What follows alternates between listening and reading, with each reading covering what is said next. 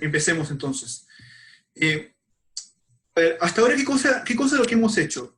Permítanme explicar un poco en la pizarra qué cosa es lo que hemos hecho en estas semanas. Déjame colocar, a ver, una primera idea, vamos a hacer un pequeño resumen hasta el día de hoy, ¿ok?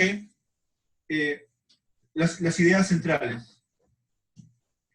La primera idea central fue con respecto a la teoría de la utilidad esperada, ¿está bien? Primero, estamos en un ambiente de incertidumbre. ¿De acuerdo? En finanzas trabajamos en incertidumbre, entonces nos interesa una teoría micro de una función de utilidad que nos ayude a lidiar con el tema de incertidumbre. Entonces, aquí aparece la teoría de la utilidad esperada. ¿Cuál es lo principal de esta teoría, o lo que nos interesa a nosotros en particular? Es que nos asegura que las preferencias en un mundo de incertidumbre pueden ser representadas, ¿de acuerdo?, por una función de utilidad, voy a llamarla U, que toma la forma o es llamada de función de utilidad esperada, que es la sumatoria de las probabilidades que multiplica a una función de utilidad, ¿de acuerdo?, que multiplica los payoff, donde tenemos 1 acá payoff, ¿ok? Esto era lo principal, ¿de acuerdo? Dado esto, entonces podemos trabajar en finanzas ya no en preferencias, sino directamente en una función de utilidad, ¿de acuerdo? Entonces, lo segundo que hicimos, una segunda idea general es, nos gustaría entender qué cosa es la aversión al riesgo. La aversión al riesgo. Este fue un segundo concepto discutido en los días previos, ¿de acuerdo? La idea de la aversión al riesgo, la principal idea es que el averso al riesgo, voy a colocarlo acá así, el averso al riesgo tiene una función de utilidad, voy a colocarlo acá, una función de utilidad cóncava. ¿De acuerdo? Esto es el principal, una función de utilidad cóncava. ¿De acuerdo? Noten, por favor, que esta función de utilidad es la U minúscula, es esta U que está aquí. ¿Está bien? No es la U mayúscula. La U mayúscula es la función de utilidad esperada. ¿De acuerdo? Ahora, esta U minúscula es una función de utilidad para cada payoff. Lo que hemos encontrado es que el averso al riesgo tiene una función de utilidad U minúscula cóncava. Entonces, ese es genial. Entonces, lo que estamos diciendo es, déjame ver si esto funciona bien, es que la función de utilidad, déjame ver si se logra ver bien, creo que no. Lo que estamos diciendo es que la función de utilidad va a tener la siguiente forma. ¿De acuerdo? Más o menos así. ¿Ok? Muy bien, esta fue la segunda idea. La tercera idea, que quiero trabajar con ustedes, el día de hoy en particular, la tercera idea es la siguiente. Es que la tercera idea es cómo medimos la aversión al riesgo. Una pregunta que nos hacemos. Y aquí quiero entrar un poquito, porque el día de hoy vamos a hacer justamente estos temas. Es cómo medimos cuán averso al riesgo soy yo en comparación con alguno de ustedes, por ejemplo, en comparación con Rado, o con Alexis, o con Alfonso. Yo quiero saber quién es más averso, ¿está bien? Entonces, hay dos medidas de aversión al riesgo desarrolladas por Arrow y Pratt, ¿está bien? Una se conoce como RA, la otra es RR. La primera es la aversión al riesgo absoluta. ¿De acuerdo? Voy a colocarlo acá así, en absoluta. La segunda es relativa. ¿De acuerdo? La absoluta significa, está expresada de la siguiente manera. Es menos la segunda derivada de la utilidad, con respecto a la riqueza, sobre la primera derivada de la utilidad. De la riqueza. ¿De acuerdo? Primera derivada de la utilidad con respecto a la riqueza. ¿Ok? Esa es la versión, o esa es la medida de aversión al riesgo absoluta. La medida de aversión al riesgo relativa es la misma, es el R absoluta, pero multiplicado por la riqueza, ¿de acuerdo? O por la variable principal en este caso que está aquí, ¿de acuerdo? Entonces, son dos medidas relacionadas de aversión al riesgo, ¿de acuerdo? Estas medidas las vamos a utilizar. Aquí nos interesan dos grandes cosas. El primer tema que nos interesa en esta parte es, el A es, ¿qué pasa con la aversión al riesgo? Voy a colocar acá RA, cuando aumenta la riqueza. Primera pregunta, ¿ok? Y la segunda pregunta es, si yo tengo un individuo I versus un individuo J, yo puedo decir que la aversión al riesgo absoluta de I es mayor que la aversión al riesgo del J. Esta es la segunda pregunta que nos hacemos el día de hoy. ¿Ok? Entonces, déjenme ver un poco con ustedes el día de hoy lo primero, ¿de acuerdo? Y ver algunas ideas más sobre la demanda de activos. ¿Ok? Muy bien, hasta aquí, ¿alguna pregunta? Esta es una tercera idea. Ahorita voy a ir a la cuarta idea. Una cuarta y una quinta que quiero trabajar con ustedes el día de hoy. Sí, déjame checar aquí. Wilder me dice, ¿qué tan importante es el inicio de la teoría de portafolio en las aplicaciones de los días actuales? Ah, genial, es una pregunta excelente. Teoría de portafolio, primero, teoría de portafolios, el día de hoy se utiliza no solamente en el mundo académico, sino en el mundo práctico, ¿de acuerdo? Es decir, los bancos de inversión, por ejemplo, uno de los inversionistas muy conocidos es Buffett, Warren Buffett. Todo lo que él hace, o gran parte de lo que él hace, está sustentado en mucha teoría de portafolio inicial. ¿De acuerdo? Desde el punto de vista práctico, teoría de portafolio es utilizado el día de hoy en diferentes ámbitos, no solamente para invertir, sino también para, por ejemplo, para tener inversiones de corto y de largo plazo. ¿De acuerdo? Segundo, es utilizado en el mundo académico. ¿Por qué? Porque el mundo académico está construido en base a las investigaciones iniciales que se han hecho. Entonces, por ejemplo, si quisieras trabajar alguna teoría que te ayude a entender mejor las inversiones, usualmente deberíamos de partir del modelo de teoría de portafolio inicial de Markowitz, o el que estamos hablando ahora. ¿Por qué? Porque estos modelos son intuitivamente correctos. ¿De acuerdo? Es decir, creo que esto es importante. Es decir, el modelo de teoría de portafolio que el día de hoy podríamos tener se parece mucho intuitivamente a los modelos iniciales de teoría de portafolio. ¿De acuerdo? Los papers actuales que puedan leer en el Journal of Finance, o Financial Economics Journal, American Economy Review, todos esos, quizás las teorías de teoría de portafolio el día de hoy, intuitivamente están conectados con las que tenemos en la antigüedad. ¿De acuerdo? Lo que hacen es extender el análisis hacia otros ámbitos. Por ejemplo, podemos tomar esta teoría de portafolio y analizar fondos mutuos. ¿Está bien? Podemos analizar fondos mutuos, que es un mercado distinto, o podemos analizar solamente el mercado de bonos corporativos, municipales o de gobierno. O podemos analizar solamente stocks o emisión de acciones en un sector de la industria.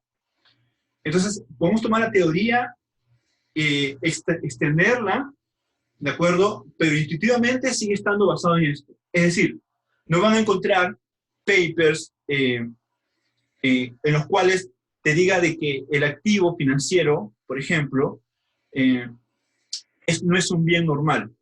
¿Me dejo entender? Lo vamos a ver ahora, porque lo que requiere para que sea un bien normal el activo financiero requiere que la aversión al riesgo absoluta sea decreciente. ¿De acuerdo? Entonces, sea decreciente. Entonces, mientras más dinero tengas, mientras más riqueza tengas, menos averso eres.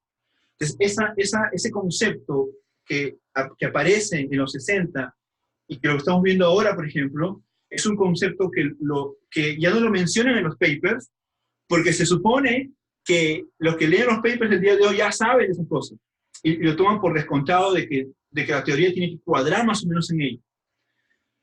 Lo segundo es que en la academia los avances en teoría de portafolio están sustentados en la teoría de la utilidad esperada. Implícitamente lo están, algunos son explícitos y colocan toda la función, pero implícitamente está, porque es el marco general en el cual trabajamos en finanzas el día de hoy, ¿de acuerdo? Entonces, entender los conceptos de teoría de portafolio de los 60, los 70 es sumamente vital, porque cuando leemos papers el día de hoy, o temas aplicados el día de hoy, ya no los mencionan. No los mencionan porque se supone que ya lo sabemos, o lo hemos entendido o comprendido muy bien. Me dejo entender.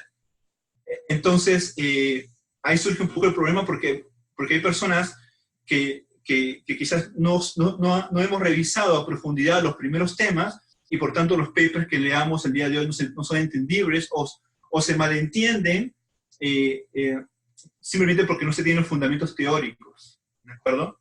Y en la parte práctica, finanzas, no hay otro subfield de economía en el cual la academia y la industria estén tan ligadas. Finanzas es el subfield de la economía en el cual todo lo que se hace en la industria, o gran parte de lo que se hace, perdón, en la academia, se refleja mucho en la industria. Entonces, van a encontrar que mucha gente de lo que son managers de fondos de inversión en Estados Unidos son egresados de los PhD de finanzas.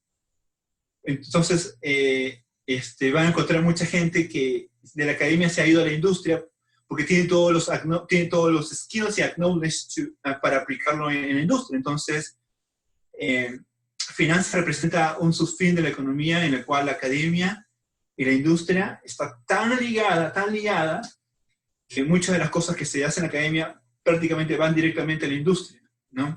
Y de igual forma, de todo lo que se ve en la industria, de toda la parte empírica de la industria, vuelve a la academia para ver qué teorías podrían justificar esas cosas, ¿no? Entonces, hay mucho link. Inclusive, hay un dato que, por ejemplo, del 100% de los papers publicados en economía, ¿no? En economía tiene varios fields, digamos, tiene econometría, tiene macro, tiene micro aplicada, macro aplicada, agroindustria, tiene un montón de fields. El field de finanzas, que está dentro de economía, representa el 30% de las publicaciones en toda economía. Es decir, finanzas solo es el 30% en investigación de toda economía. Y es un montón, es la que más representa investigación, ¿no? Entonces, tener claro los conceptos de teoría de portafolio de la antigüedad y arbitraje y todo lo que se ha hecho en los 50, 60, 70 es vital para el día de hoy en la academia y en la industria. ¿Ok? Por eso es que estamos revisando estos temas en este primer curso de Asset Pricing, para colocar los fundamentos sobre esto, y sobre esto empezar a trabajar en el siguiente curso cosas más actuales, llamémoslo así, pero sin estas cosas no podríamos entenderlas con profundidad. ¿Ok? ¿Alguna otra pregunta? Creo que es interesantísima la pregunta de Wilder. ¿Alguna otra duda respecto a este tema o lo que estamos hablando ahora acá? Por favor, con toda confianza.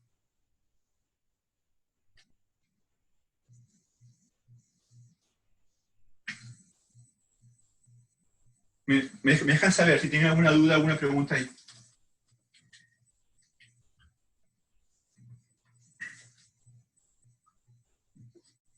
Bien, genial. Entonces, déjenme ver cuál va a ser la cuarta idea, que es lo que hoy día quisiera ver con ustedes. Es la siguiente. Primero, una primera idea. Hemos visto la semana pasada que necesitamos una aversión al riesgo absoluta decreciente, ¿de acuerdo? Bueno, para asegurarnos que el activo financiero sea un bien normal.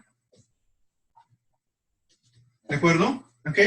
Hoy día vamos a hacer la derivación de esto. ¿Cómo encontramos esta relación? Vamos a hacerlo ahora en clase.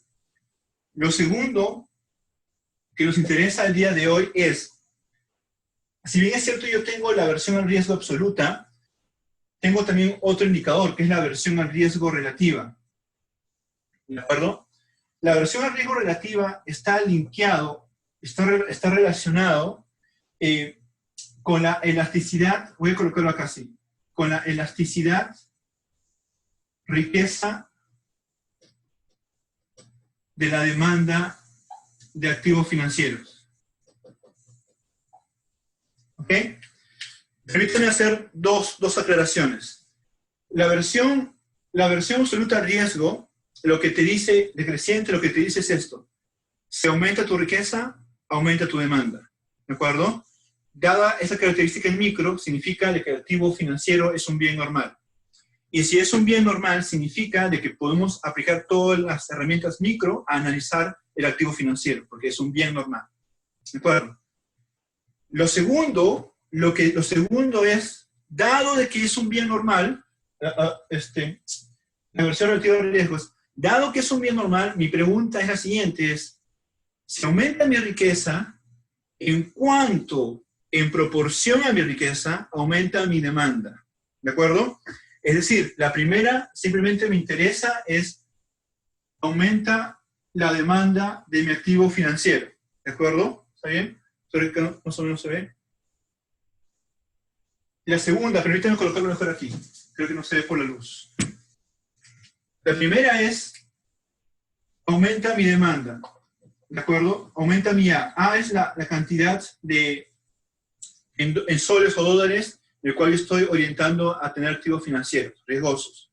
La primera responde a la pregunta es, si mi demanda aumenta o no aumenta. La primera dice, aumenta.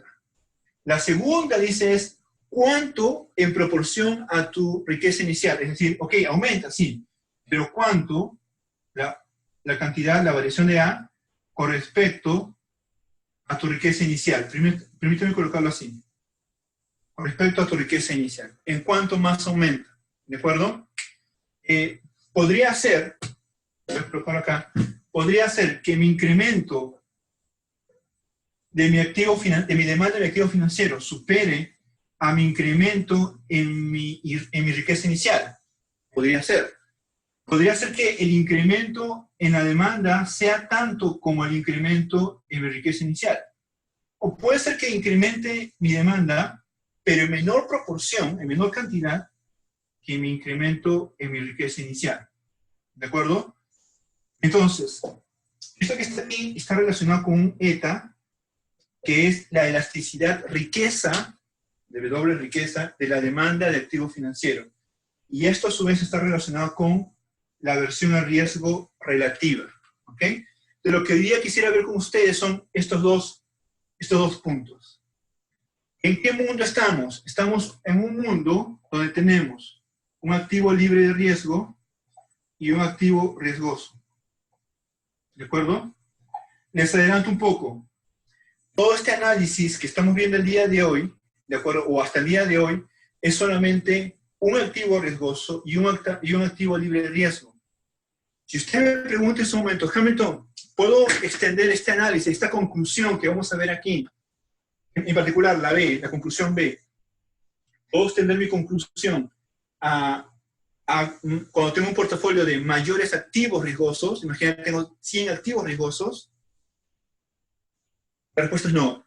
No, necesitamos otras condiciones, necesitamos otra teoría, necesitamos más elementos. ¿De acuerdo? Hay un caso en el cual hoy día vamos a hablar, quizás vaya ahorita primero a ese caso para explicar ese contexto, en el cual sí podemos mantener las conclusiones aquí, que vamos a ver acá, cuando tenemos un portafolio con muchos activos financieros riesgosos, ¿de acuerdo? Se llama el caso de Cass-Stiglitz. Ellos demostraron que las conclusiones aquí explicadas se mantienen en un mundo con mucho más activos financieros, ¿de acuerdo? Pero en general, si fuera de ese caso particular, no se cumple.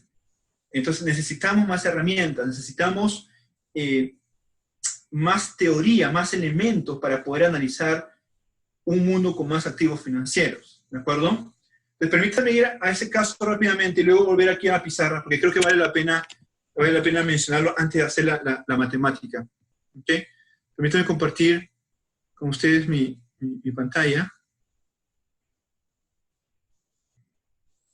Creo que ya lo tienen. Ok, sí, está.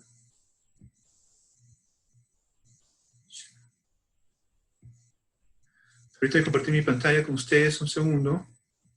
Estoy todavía en el Lecture 2. Me estoy yendo a la penúltima.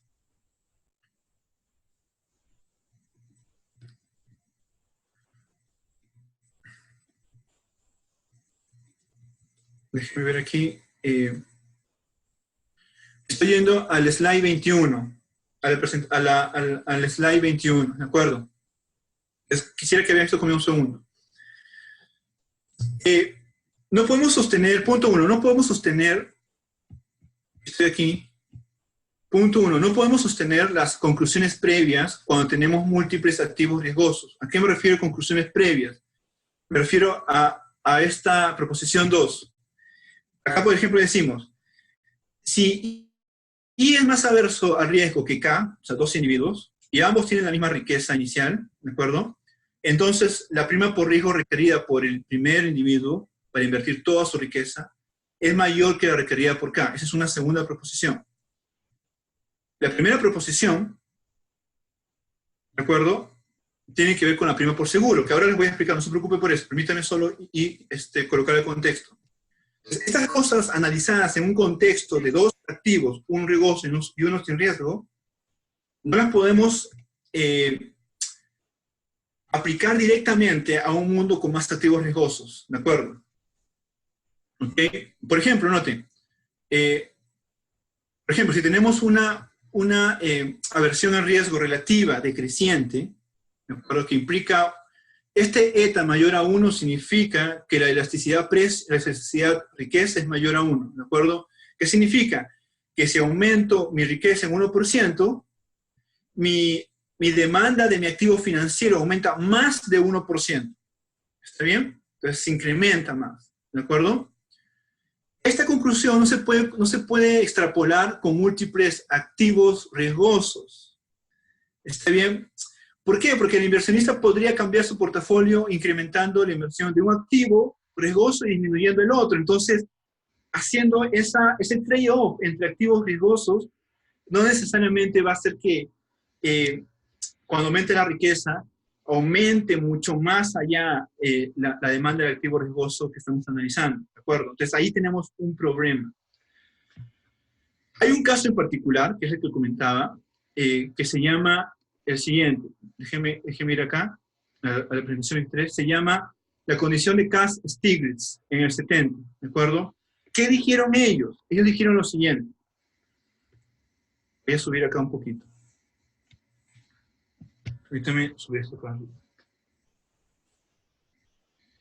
¿Qué es lo que dijeron ellos? Dijeron ellos, cuando el inversor siempre elige mantener el mismo portafolio de activos riesgosos, ¿de acuerdo? Noten, el mismo portafolio de activos riesgosos, y el único cambio es el mix entre dicho portafolio y el activo libre de riesgo para diferentes niveles de riqueza inicial.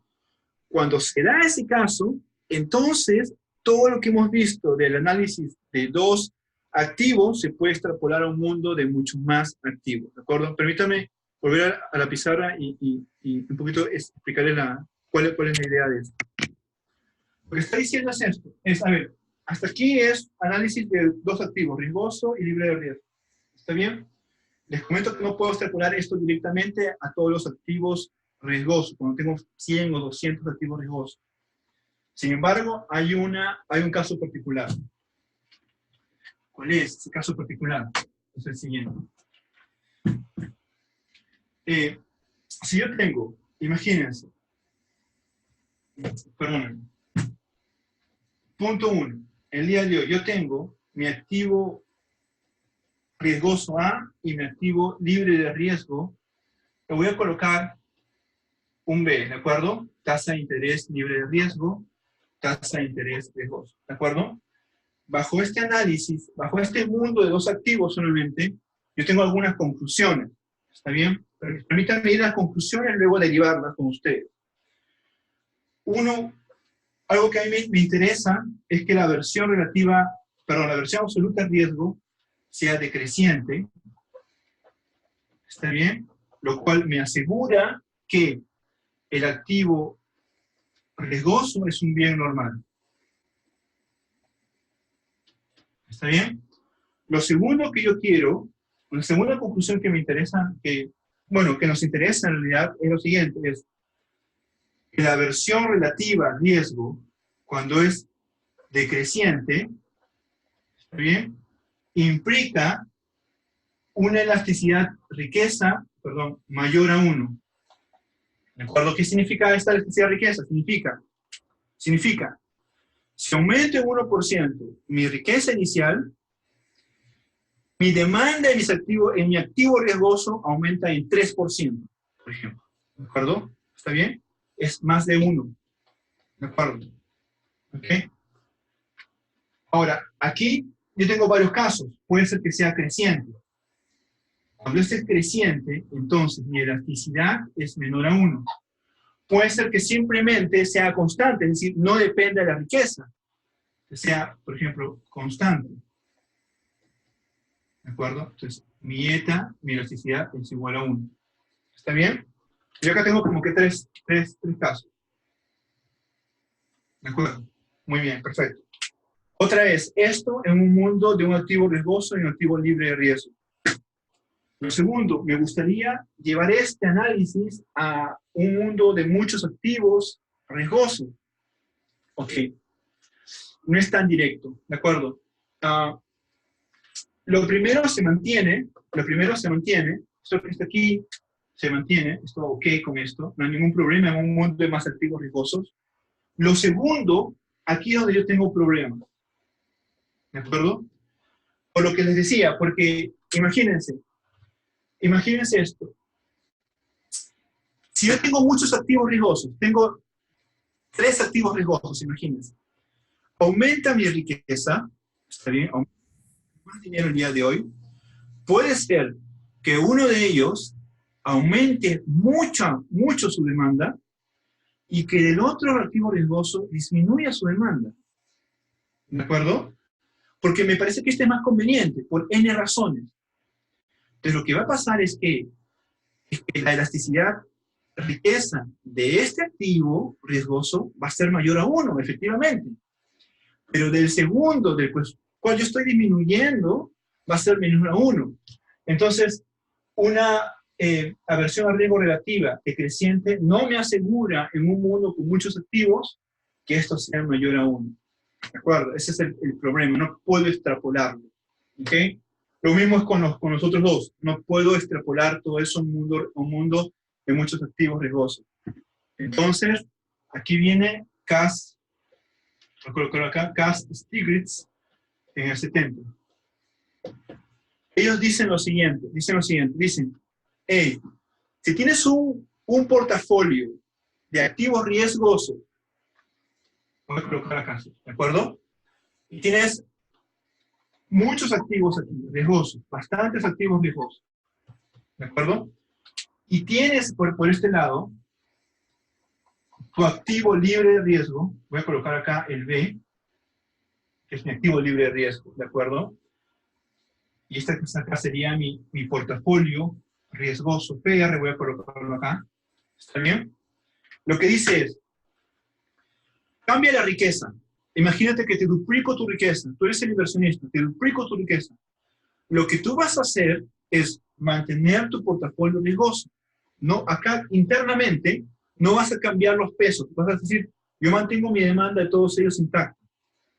Lo que va a cambiar es el mix entre este portafolio y esto. ¿Qué significa el mix? Significa cuánto dinero le vas a dar a cada portafolio. Por ejemplo, aquí le vas a dar un alfa y aquí le vas a dar 1 menos alfa. ¿De acuerdo? Todo al final va a sumar 1. ¿Está bien? Cambias esto. Tú dices, ok, ahora voy a querer que voy a invertir más en activo riesgoso. Perfecto, disminuye. Pero no cambies los pesos internamente del portafolio. ¿Ok? ¿Hay alguna pregunta?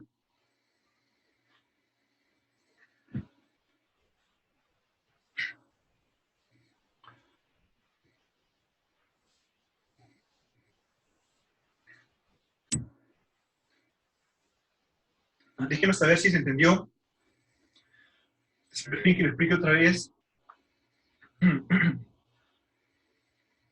Indíqueme si estamos bien hasta acá, o no está claro, o alguna duda.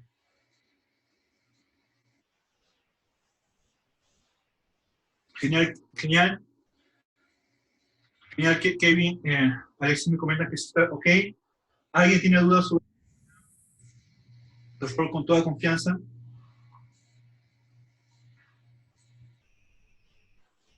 Sí, sí, sí, sí. Sí puedo volver a explicar Castillos otra vez. Permítanme hacerlo mejor. Permítanme hacerlo mejor. Ok, voy a borrar esta última parte que está aquí. Y permítanme eliminar esto que está aquí, ¿de acuerdo? Ok. Imagínense conmigo que imagínense que somos los siguientes, somos los, los managers de un fondo de inversión, ¿de acuerdo? Ok. Nosotros tenemos un portafolio de activos riesgosos. Imagínense que tenemos 6 activos riesgosos, ¿está bien? A1, A2, A3, A4, A5, A6. ¿Está bien? Y también tenemos un activo, que voy a llamarlo B, que es un activo libre de riesgo, tasa de interés libre de riesgo. Acá cada activo tiene su tasa de interés, riesgosa, ¿está bien? No sabemos su materialización el día de mañana, no lo sabemos. Este es, voy a llamarlo acá, mi portafolio riesgo.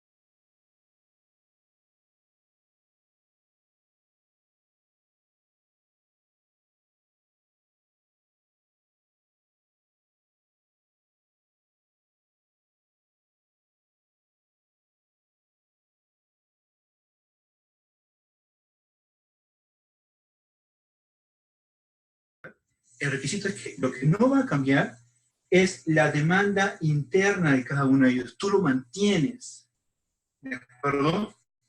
Entonces la demanda entre 1 y el 2, la proporción entre demanda, que es 10% entre ambos, se mantiene. Lo que cambia es el peso entre todo este portafolio riesgoso y este activo libre de riesgo. ¿De acuerdo?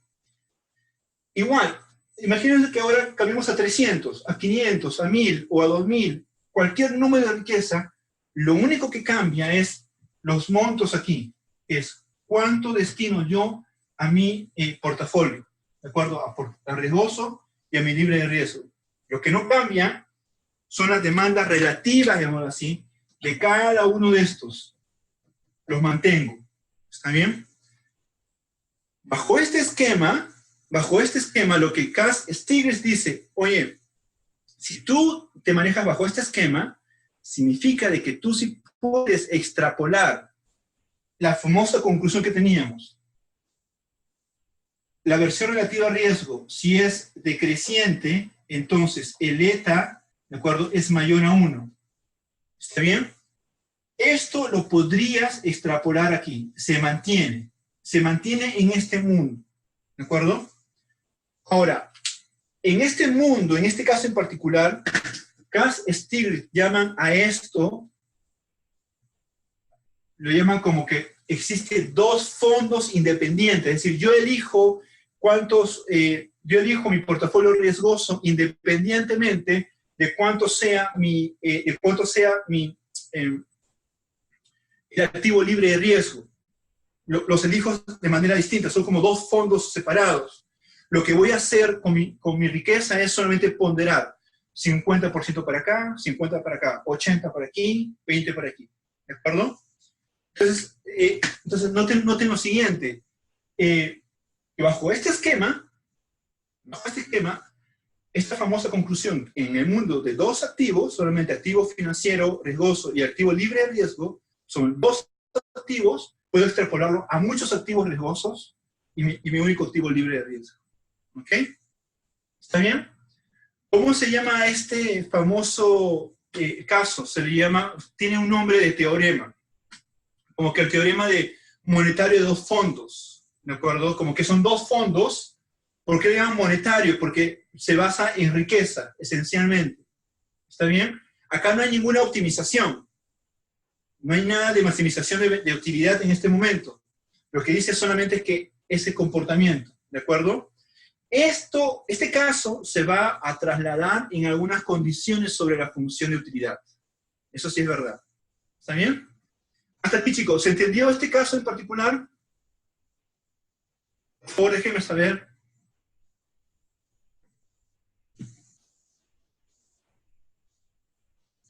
Así es, exacto. Alfonso dice, sería como trabajar un portafolio de dos activos. Así es.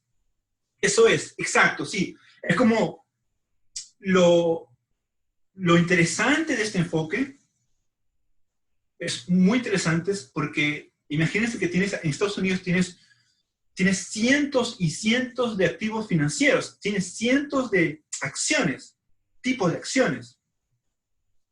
Entonces, imagínate que queremos invertir, tenemos $1 millón nosotros como sociedad de amigos, con un fondo, y queremos invertir, tenemos que analizar los miles de activos que tenemos. En lugar de eso, mejor invierte en un activo libre de riesgo y en un portafolio riesgoso, por ejemplo, Standard & Poor's, por ejemplo, New York, la bolsa de New York, o por ejemplo, sobre un índice de activos riesgosos en particular. ¿De acuerdo? Entonces, bajo ese enfoque, lo que dice esto es decir, oye, mejor tratarlo como fuesen dos cosas. Ahora, ok, voy a tratarlo como si fuesen dos cosas, pero que Cass Stiglitz dice, pero tiene que cumplir algunas condiciones para que hagas eso. ¿De acuerdo? Las condiciones son esta, y ahora vamos a ver, son esta y esta y esta. ¿Está bien? ¿Ok? Muy bien. Hasta aquí, chicos, ¿alguna pregunta? ¿Alguna duda? ¿Se entendió? ¿Está clarito?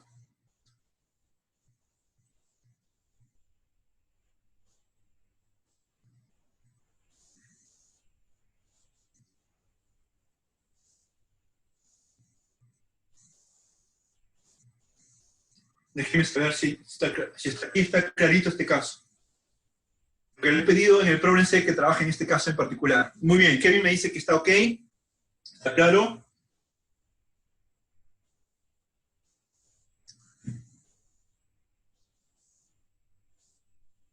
Genial, perfecto, muy bien. Entonces, permítame hacer, genial. Me dice que sí, genial. Permítame hacer algunas ideas, discutir con ustedes en este momento unos 2-3 minutos. ¿Está bien? A ver, ¿cuál es la idea en finanzas, en general en economía? Primera idea, aparte de esto, primera idea clave. Las cosas, el mundo, llamémoslo así, para analizarlo bien, primero se reduce a lo máximo posible. ¿De acuerdo? Se trata de trabajar en modelos muy simplificados, porque Usted me puede preguntar, oye Hamilton, pero ¿por qué estamos trabajando en un modelo, en un mundo de dos activos cuando el mundo tiene millones de activos? Es que justamente lo que queremos, para llegar a un mundo de millones de activos, lo que hacemos en nuestra profesión, en economía, en economía en general, que es nuestra profesión, lo que hacemos es simplificar el mundo a lo máximo.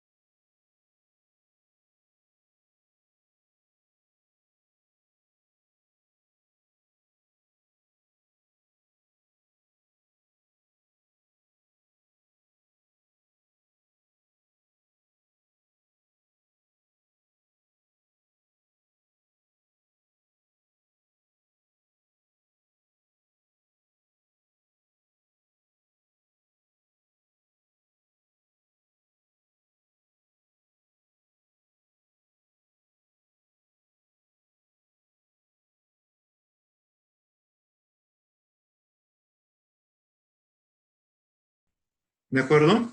¿Está bien? Entonces, una de las ideas que quisiera que se lleve de este curso en particular es que procuremos en pensar las cosas en economía de manera simplificada. ¿Está bien?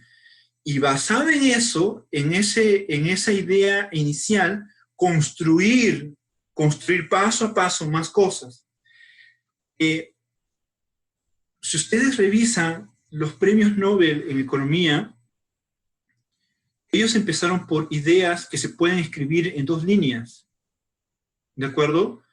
Son ideas, por ejemplo, el Modigliani-Miller del 58, el paper de Modigliani-Miller del 58, que es de finanzas corporativas, es un paper que tiene todos los supuestos del mundo. Mercado perfecto, información simétrica, información perfecta, no hay fricciones, no hay impuestos, no existe nada que pueda distorsionar la economía, lo cual es totalmente irrealista. Sin embargo, en su mundo pequeño, ellos encontraron una relación importantísima. Dijeron, oye, en este mundo, aquí en este mundo pequeño, yo encuentro que la estructura de capital, que es deuda, el ratio deuda, equity, deuda, equity, no afecta el valor de la empresa. Ok, perfecto. En tu mundo, sí. La pregunta que surge ahora es, basado en este mundo, ¿qué levanto yo? ¿Qué saco yo? ¿Qué introduzco yo para acercarme un poco más a la realidad? ¿Me dejo entender? Y disparó un montón de papers y ambos son premios Nobel por diferentes cosas. Entonces, ese es valioso. Igual, si vamos nosotros a macroeconomía, ¿de acuerdo? Voy a traer un poco a macroeconomía, van a ver que en macroeconomía trabajamos en modelos en tiempo discreto y continuo, en tiempo discreto de vida infinita. El supuesto en macro es que las personas nunca mueren, de que viven infinitamente. Un profesor, mientras nos enseñaba en macro, si no me recuerdo, pero él decía, este supuesto es una locura, porque ¿quién vive infinitamente en el mundo? Nadie. Y lo que le decían a él, como profe, discutiendo con unos colegas, le decían, oye, pero ¿cómo es posible que los economistas crean que las personas pueden vivir infinitamente? Eso, si lo vemos en macro, revisamos los libros, cualquier libro de macroeconomía dinámica, el supuesto es que las personas, implícito, es que viven eternamente. Entonces, ahora, hay sustento teórico para decir por qué suponemos eso y tal cosa y tal cosa. ¿Está bien? El tema está de que nos simplifica mucho el mundo en el cual trabajamos. ¿De acuerdo? Y si vamos a un paso más, decimos, oye Hamilton, pero de resolver un problema infinito es un montón de matemática. Tenemos una herramienta que es optimización dinámica, que ese problema infinito te lo reduce en 2 periodos. Y ahí trabajamos. Y con eso encontramos las soluciones. Entonces, lo que quiero transmitirle con estos ejemplos es muy valioso tener claridad de ideas simples, pero poderosas, con mucha intuición económica detrás. Eso es sumamente valioso, ¿de acuerdo? Es sumamente valioso. Lo que hoy estamos viendo, por ejemplo, lo que bien decía Alfonso, por ejemplo, es, oye Hamilton, pero esto lo de Cass-Stiglitz es la misma cosa que dos activos, pero trasladado aquí pensando en que un activo riesgoso es un portafolio. Sí, es lo mismo. Es el mismo enfoque, solamente que amplificándolo a algo más. Esa es la lógica detrás de muchas cosas en economía y finanzas. ¿De acuerdo? ¿Okay? Muy bien, muy bien. Paremos acá un minuto. Paremos un minuto. Hasta aquí. Dos ideas que quiero que se lleven hasta este punto de la clase del día de hoy. Dos ideas. Primera idea. Estamos trabajando en un mundo simplificado con dos activos en el cual estamos encontrando dos cosas que quiero que tengan en mente. Primero, nos interesa que el activo financiero sea un bien normal, ¿de acuerdo? ¿Qué se necesita para eso? Se necesita que la aversión absoluta al riesgo, ¿de acuerdo? Este famoso RA sea decreciente. ¿Qué significa eso? Significa de que a medida que aumenta la riqueza, ¿de acuerdo? Menos aversos somos. ¿Ok? Esta característica tiene que estar en la función de utilidad. Cualquier paper que trabaje asset pricing tiene que tener esa característica, porque esa característica es conceptualmente defendida en todos lados. Entonces, tiene que tener, ¿de acuerdo? Segunda idea. Lo que estamos encontrando en nuestro mundo pequeño de dos activos es que si la aversión relativa al riesgo es decreciente, ¿de acuerdo? Entonces, la elasticidad, riqueza de la demanda del activo riesgoso es mayor a 1. ¿Qué significa esto? Significa que si aumento un 1% mi riqueza, la demanda de mi activo aumenta más de 1%. ¿De acuerdo? Perfecto. Eso se cumple en este mundo de dos activos financieros. En un mundo con más activos financieros riesgosos, no puedo extrapolar la segunda observación. ¿Está bien? Allí aparece Cass-Stiglitz en el 70 y dice, espera un toque. Lo puedes extrapolar siempre y cuando tú tengas un portafolio en el cual tú no muevas tus demandas relativas entre estos activos financieros riesgosos. Lo único que vas a hacer es cambiar el peso de ese portafolio con respecto a tu activo libre de riesgo. Vas a hacer el cambio solamente. Si tú haces eso, entonces puedes extrapolar esta famosa conclusión de tu mundo de dos activos. ¿De acuerdo? ¿Ok? Muy bien. Aquí nosotros le preguntamos a Cass-Stiglitz, oye, ya, perfecto. ¿Qué condiciones necesito para encontrar lo que tú mencionas? Veamos en la presentación. Ahora ya en términos de la función de utilidad. ¿Ok? Permítame ir a la presentación.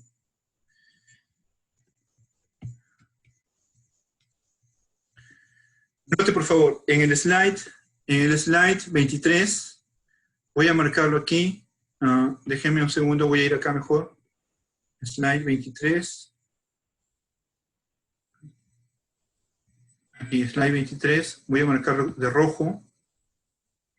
Esta es la condición.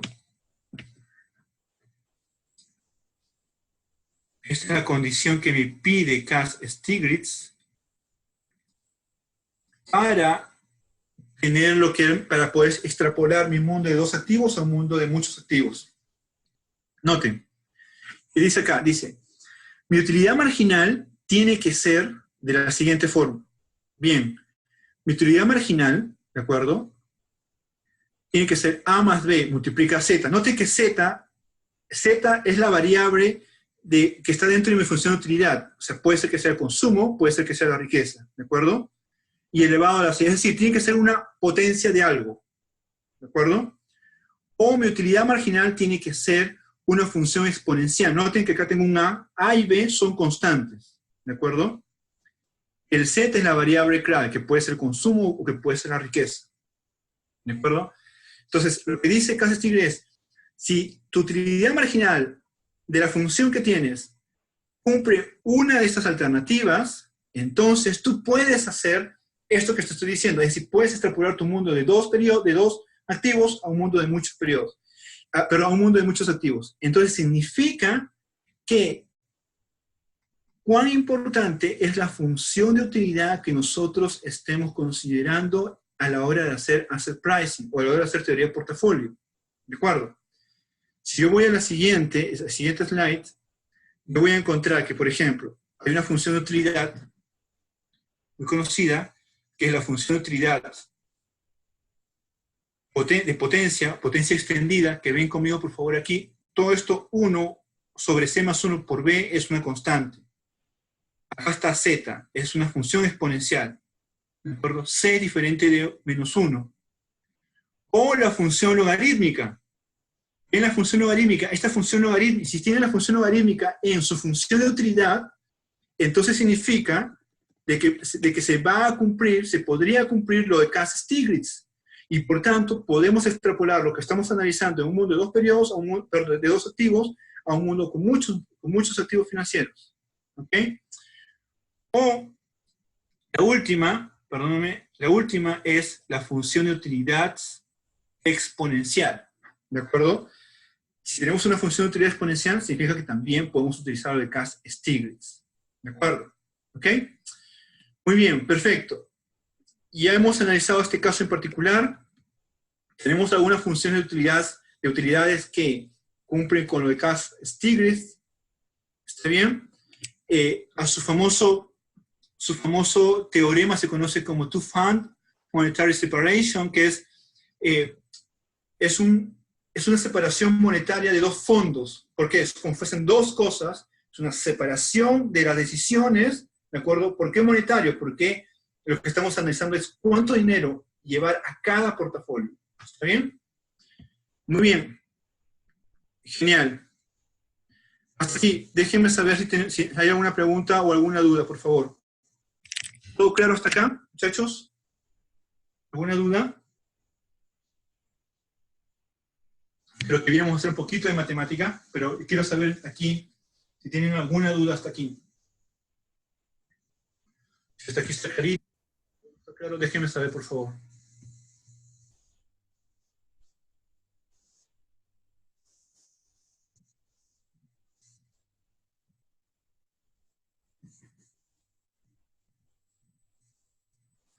¿Clarito?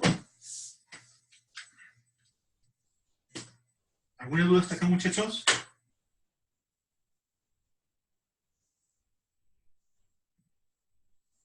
¿Sí? Muy bien.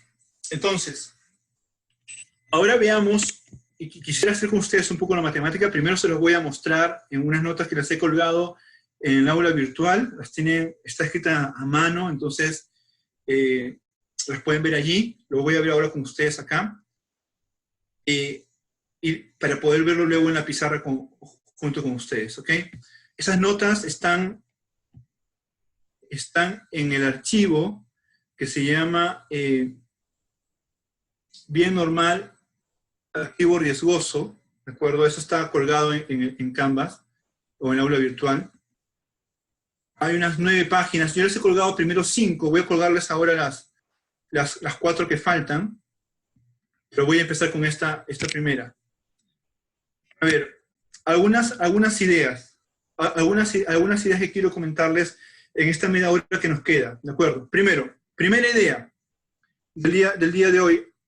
Primero, la prima por riesgo mínima, ¿de acuerdo? ¿Qué cosa era la prima por riesgo mínima? Justamente es la expectativa de la tasa de interés del activo riesgoso menos la tasa de interés libre de riesgo, ¿de acuerdo?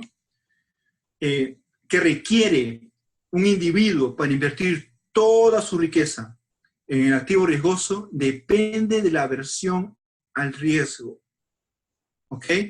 Esto es importante. Esto es sumamente importante. Lo que quiero decirles ahora es, el premio mínimo, o el premio por riesgo mínimo que el inversionista requiere, ¿de acuerdo? Que el inversionista requiere es esencialmente, depende de la aversión al riesgo. ¿Ok? Kevin tiene una pregunta por acá.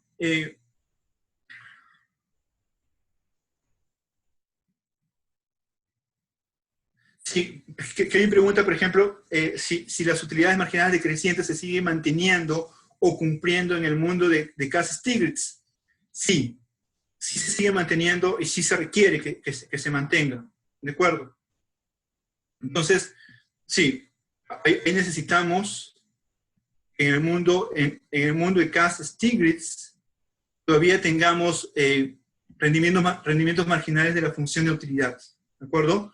Eso todavía se mantiene. Y en realidad se va a mantener de aquí hacia adelante en las funciones de utilidad que veamos en diferentes modelos de asset pricing. ¿Ok? Muy bien. Muy bien, entonces, primera idea que quiero que se lleven en esta segunda parte del día de hoy. La prima por riesgo, ¿de acuerdo? Depende de la aversión al riesgo. Permítame volver a mi pizarra y comentarles lo siguiente. Permítame volver a la pizarra. En un segundo. Sí.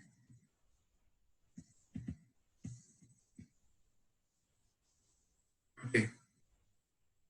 Permítame volver a la pizarra, por favor, y comentarles lo siguiente. Primero, de la optimización del inversionista. Recuerdan esto conmigo. Teníamos la maximización de la función de utilidad esperada, recuerdo que depende del consumo, ¿está bien? ¿Sujeto a qué? Sujeto a su riqueza final. Bueno, su riqueza final era en cosas. Su riqueza inicial, 1 más la tasa de interés activo libre de riesgo, más la cantidad que va a invertir en activo riesgoso, que multiplica la tasa de interés riesgoso, menos libre de riesgo, ¿de acuerdo? Lo que nos interesaba es, tenemos que saber el C y el A. ¿Está bien? Cuánto consumir y cuánto va a invertir. ¿De acuerdo? Dijimos nosotros lo siguiente. En este mundo, el supuesto es que invierte el día de hoy y al final del periodo consume. Entonces, su consumo en realidad va a ser la riqueza final. ¿De acuerdo? Por tanto, yo puedo hacer lo siguiente. Puedo borrar el consumo aquí y ya no decir consumo allá, sino riqueza final. ¿De acuerdo? Porque eso es lo que me interesa. Ya no me interesa ahorita el consumo aquí, porque ya estoy reemplazando, ya estoy sacando la ecuación. Entonces me quedo aquí solamente con A, que es cuánto voy a invertir en A. ¿De acuerdo? De este problema, yo obtenía las condiciones de primer orden. ¿De acuerdo?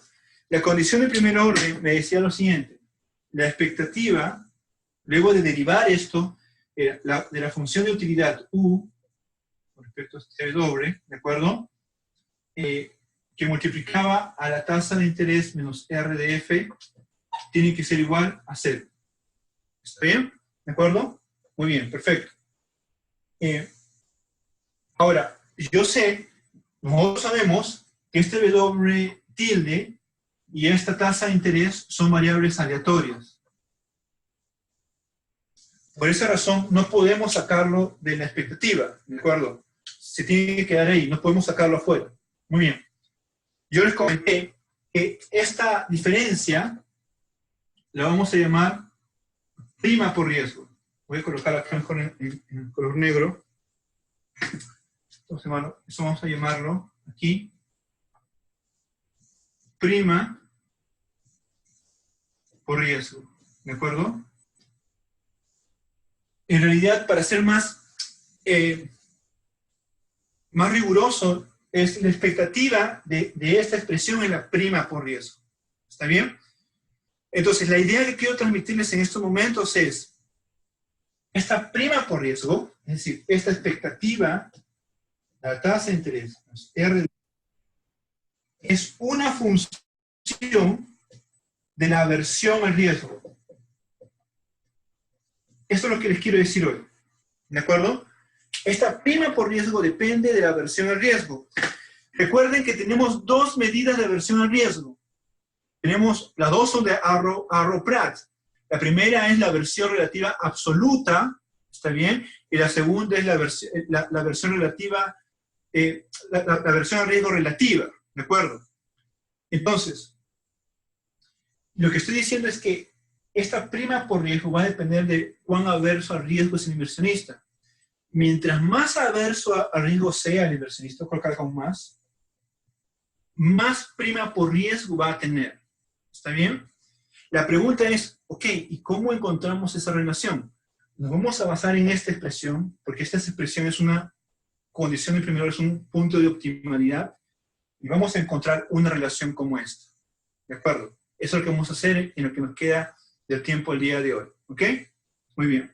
Hasta aquí, chicos. ¿Alguna pregunta? ¿Está claro? ¿Se entendió esta parte que está acá? Déjenme saber, porfa.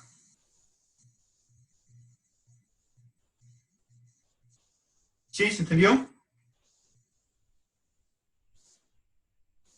Genial. Genial, perfecto. Perfecto. Muy bien, perfecto. Entonces, permítanme compartir mi pantalla con ustedes. Y yo voy a ir a la primera hojita que les he colgado en el aula virtual. ¿Ok? Muy bien, primero. Entonces, lo que yo quería transmitirles aquí, déjenme ver un segundo, déjenme ver.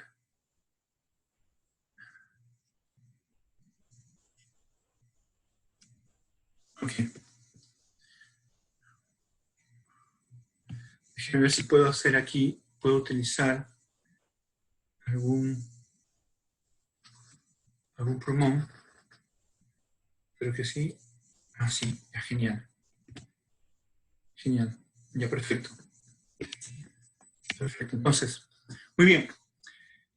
Lo que yo quiero ver con ustedes en particular es esta expresión que está acá. Quiero que vean esta expresión que estoy marcando ahorita de rojo, ¿ok? Esto que está aquí, estoy marcando, es justamente la prima por riesgo, ¿de acuerdo? Es la prima por riesgo. Ven esta expresión, déjenme marcar aquí un segundo.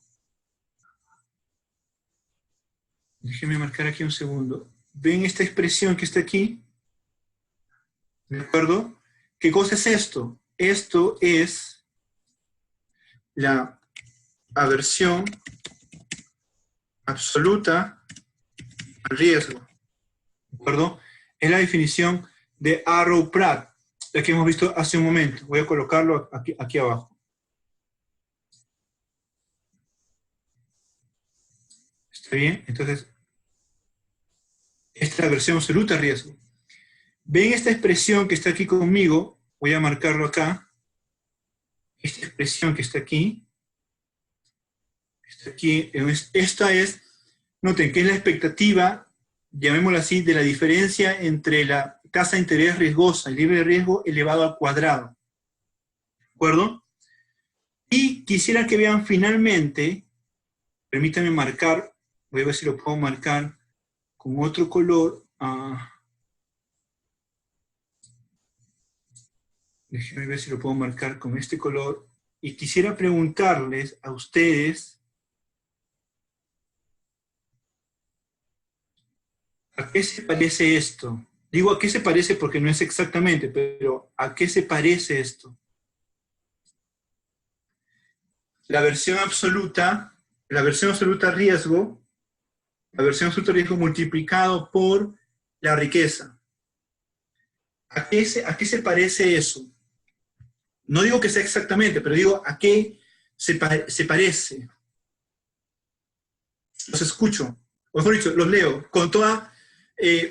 por favor, no hay problemas, aquí nos equivocamos, ¿de acuerdo? La idea es aprender. Entonces, ¿cuál es su mejor guess, su mejor intento sobre qué expresión es esta? La versión aversión al riesgo absoluta, RDA, multiplicada por el W de 0. ¿A qué les hace recordar esto?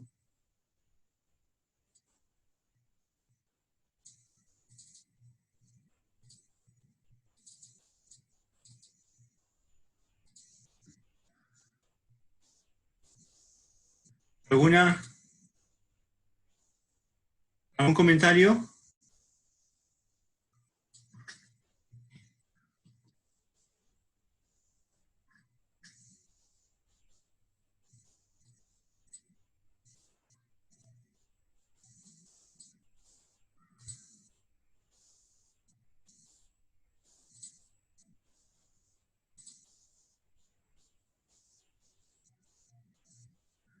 ¿Alguna idea? Les doy una pista. ¿Recuerda la aversión relativa al riesgo? Permítame volver. ¿Recuerdan la aversión relativa al riesgo? Elasticidad, ok. Aversión relativa, muy bien. Déjenme resolverlo con ustedes. ¿Recuerdan esto que está aquí? ¿Recuerdan lo siguiente? Esta es aversión absoluta, ¿de acuerdo? De W significa menos la segunda derivada de W sobre la primera derivada en W, ¿de acuerdo? Entonces, perdónenme, la aversión relativa, la aversión relativa al riesgo, RDR, es la absoluta multiplicado por W. Recuerden siempre, cuando habla de relativa, se refiere a relativa a la riqueza. ¿Está bien? O mejor dicho, relativa a la variable con la cual está predominando en la versión. ¿Está bien? Si aquí es Z, aquí es Z. Si aquí es consumo, aquí es consumo. ¿De acuerdo? Entonces, si ven conmigo en la expresión que les he mostrado, yo tengo esto, o tenemos esto, mejor dicho. Tenemos la versión relativa de 1 más la tasa de interés libre de riesgo por W de 0, si no mal recuerdo, ¿está bien? Que multiplica a W de 0. Entonces, esto es parecido, llamémoslo así, a la versión relativa. Lo que me falta es multiplicar acá 1 más RDF, bueno, sobre 1 más RDF para que no pase nada, y yo diría que esto que está aquí sí es la versión relativa al riesgo. ¿Está bien? Entonces, tengan en mente eso, ¿por qué? Porque lo que estoy diciendo es, la prima por riesgo, aquí está aquí, es mayor o igual, la prima por riesgo depende de la aversión absoluta al riesgo, o sea, cuán averso al riesgo somos, o depende de toda esta expresión, que es la aversión relativa al riesgo, es decir, igual, cuán aversos somos, ¿de acuerdo? Mientras más aversos seamos, más prima por riesgo vamos a demandar. ¿Ok? Muy bien, cerrado. Volvamos a la presentación. Muy bien, entonces, permítame volver aquí. Muy bien.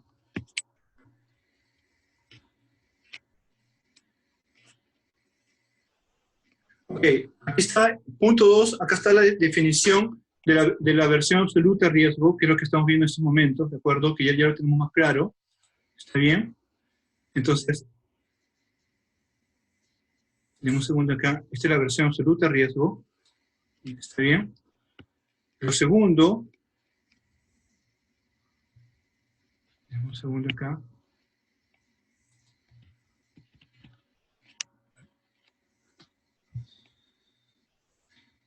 Denme un segundo para mover bien esto aquí.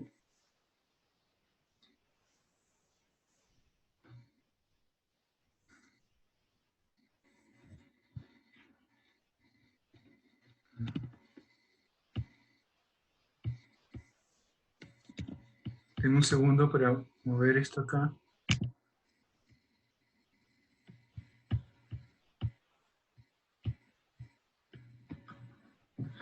Denme un segundo. mi máquina sea un poquito puesto lenta.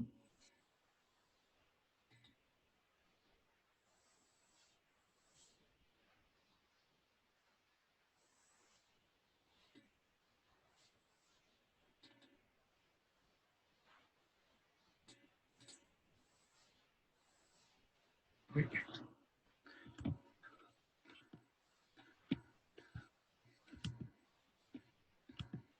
Dame un segundo, muchachos. Mi máquina se me ha puesto acá un poquito lenta.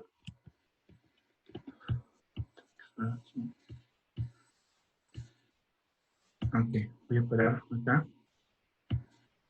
Dame un segundo aquí. Ok. Voy a volver a la pizarra porque por alguna razón mi máquina se descuadró cuando quería ver con ustedes la hojita. Ok, entonces vayamos a la pizarra para continuar con este tema. Creo que proseguimos en estos momentos. A ver, lo que nos interesa es esto, es la versión absoluta riesgo, si es decreciente, ¿de acuerdo? Lo que me interesa es que el activo riesgoso sea un bien normal. Eso es lo que vamos a demostrar ahora. ¿Está bien? No, perdón. Si yo tengo la versión absoluta riesgo, ¿de acuerdo? Lo que me interesa ahora, en estos momentos, es ver la prima por riesgo, que es una función, ¿de acuerdo?, de esta versión absoluta riesgo. ¿Está bien? Muy bien, perfecto. Lo primero que yo tengo es la condición de primer orden. Tengo esta condición de primer orden. La función de utilidad esperada multiplicada por la tasa de interés riesgosa menos la de libre de riesgo. ¿Está bien? Y esto es igual a 0. ¿Está bien? Punto 1. Paso 1. Bajo el contexto de que la tasa de interés riesgosa de riesgo, yo tengo que esta expectativa de la utilidad marginal de W por R menos R de F va a ser mayor o igual que 0. ¿De acuerdo? ¿Por qué mayor o igual que 0? ¿Por qué? Porque esta utilidad marginal es positiva y esta tasa de interés, esta diferencia de tasa de interés, por mi supuesto aquí es positivo. ¿De acuerdo? Entonces, esta expectativa tiene que ser positiva. Sin embargo, estoy colocando que sea igual a 0. ¿Por qué? Porque también esta expresión tiene que cumplir en el punto óptimo. ¿De acuerdo? Donde se da con igualdad a 0. ¿Ok? ¿Está bien? Perfecto. Entonces, ¿qué es lo que vamos a hacer? Vamos a hacer lo siguiente. Voy a aplicar la expansión. A ver, ¿qué es lo que me interesa en estos momentos? Esto que está aquí es una expresión no lineal, porque tiene dos componentes multiplicativos. Lo que me interesa ahora hacer es separar esta diferencia de tasa de interés. ¿De acuerdo? ¿Cómo lo voy a hacer? ¿Recuerdan la expansión de Taylor de primero o segundo orden? Permítanme explicarles ahora. La idea es aplicar la expansión de Taylor de primer orden sobre esta utilidad marginal, ¿de acuerdo? Obtener toda esta expresión, ¿está bien? Y que esa expresión dependa de la aversión al riesgo absoluta, ¿de acuerdo? De tal manera que lo que yo voy a encontrar luego de aplicar, ¿de qué voy a colocar? Luego de aplicar la expansión de Taylor de primer orden, ¿de acuerdo?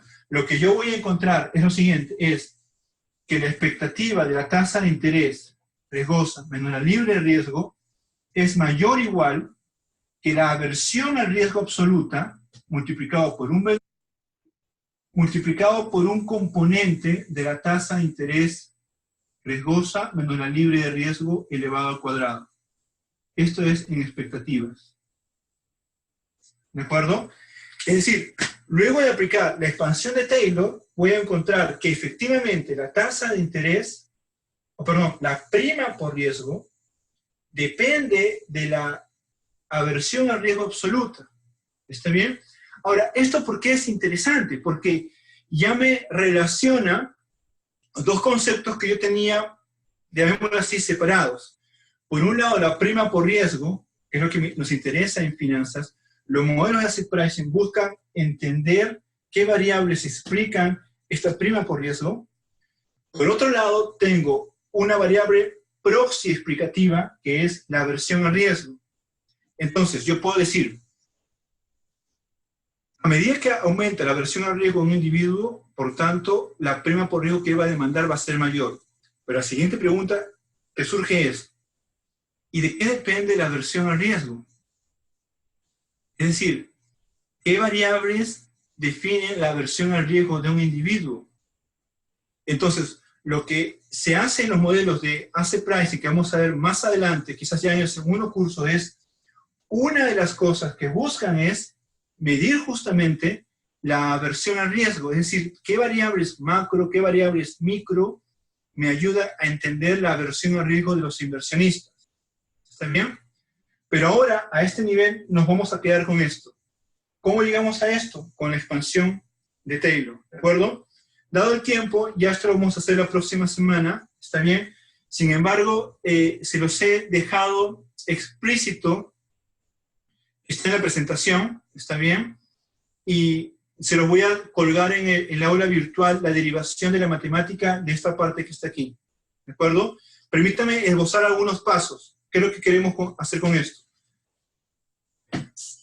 Por ejemplo, vamos a empezar con esto. ¿Qué es lo que me interesa aquí? Paso 1. Paso 1. ¿De acuerdo? La expansión de Taylor tiene la siguiente forma. Es una función en X, ¿de acuerdo?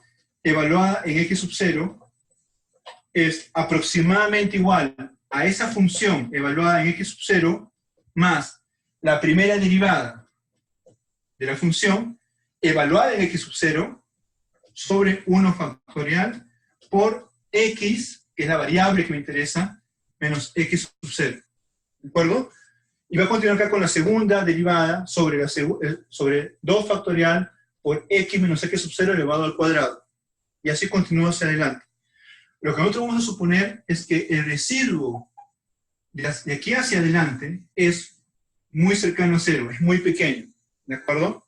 Nos interesa aproximar esta función solamente hasta un primer grado. ¿De acuerdo? Entonces lo que vamos a hacer, 1 factorial finalmente es 1, es lo siguiente. Paso 1, lo que tenemos es esto, la función de utilidad esperada, en W, tenemos en W de 0, perdónenme, tenemos acá, déjenme ver acá con ustedes un segundo, la presentación.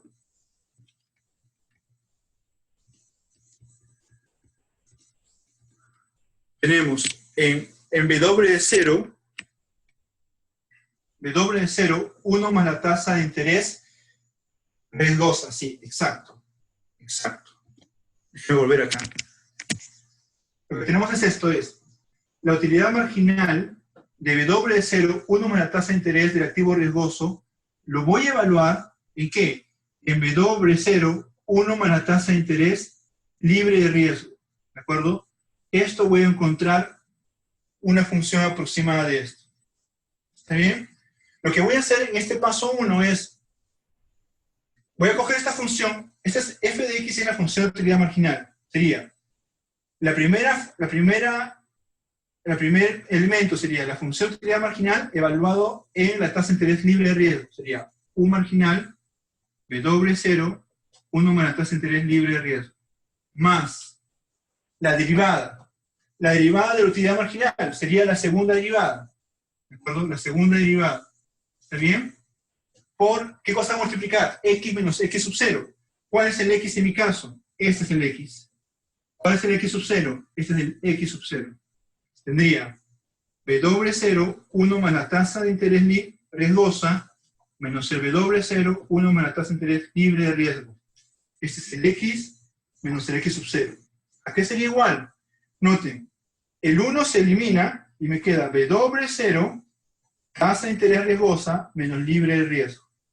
Y me queda aquí W0, que multiplica a a la tasa de interés riesgosa menos libre de riesgo.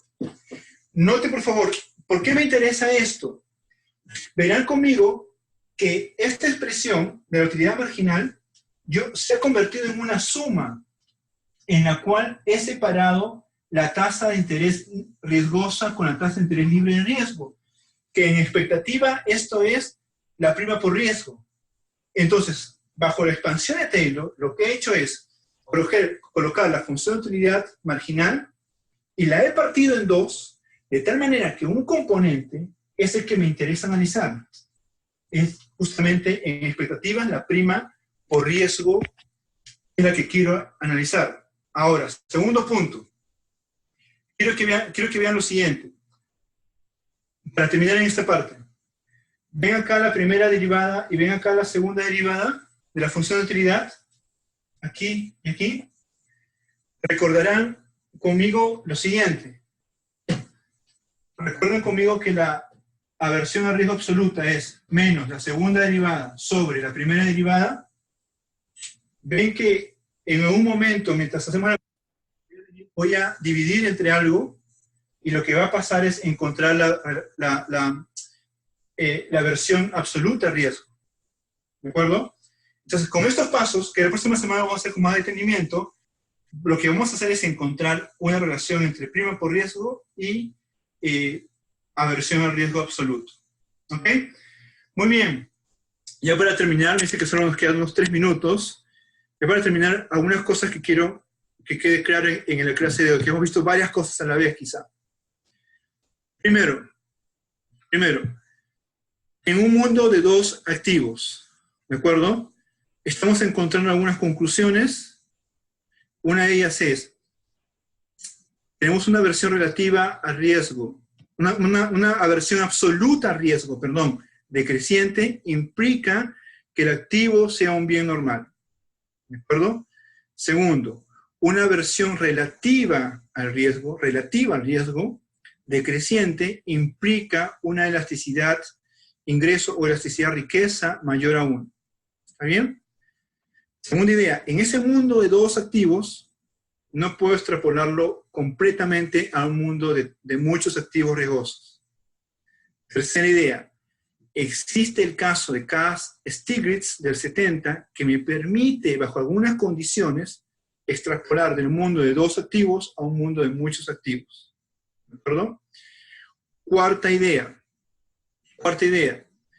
La prima por riesgo, que es lo que nos interesa estudiar, depende de una medida de aversión a riesgo. ¿De acuerdo? La aversión a riesgo absoluta. ¿Está bien? ¿Qué es lo que dice? Mientras más aversión al riesgo tenga el inversionista, más prima por riesgo va a requerir. ¿Ok? Muy bien, nos quedamos con esas ideas el día de hoy. Si tienen alguna duda, alguna pregunta, tenemos 1 minuto, quizás 2 minutos para terminarlo. Me comentan si tienen alguna duda, si quedó claro o no, o tienen algunas preguntas sobre lo que hemos visto el día de hoy. Los escucho, los leo rápidamente.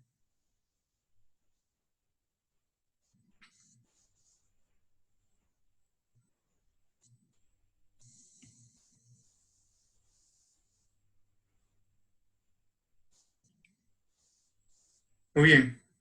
Quedó claro entonces. Perfecto. No se olviden, el segundo Problem Set es para la próxima semana. Miren las notas que les he colgado en la aula virtual. Está la matemática desarrollada que les va a guiar para el Problem Set. Y cualquier duda, por favor, me dejan saber por correo o por un foro que vamos a abrir en el aula virtual. Bien, chicos, muchas gracias. Nos vemos la próxima semana. Cuídense. Chao, chao.